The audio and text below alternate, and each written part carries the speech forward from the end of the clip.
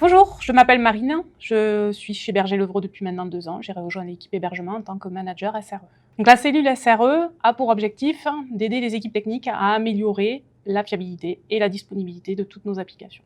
Cela passe par plusieurs actions, donc il va falloir structurer l'équipe, recruter de nouveaux profils et puis faire évoluer nos outils et nos processus. En bref, j'accompagne la transformation de Berger Levrault pour répondre à des enjeux qui sont de plus en plus exigeants. Ce qui m'a amené à exercer ce métier, c'est finalement un ensemble d'hasards et d'opportunités.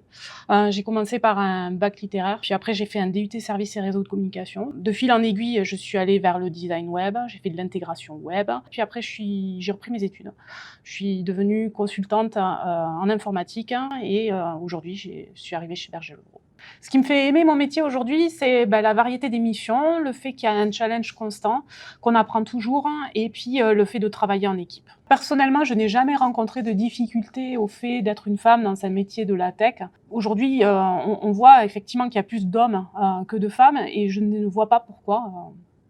Vraiment, je ne l'explique pas. Pour donner envie à une jeune fille de nous rejoindre dans un métier de la tech, je pense que finalement, ce qu'il faut faire, ça va être démystifier surtout le métier, les métiers de l'informatique.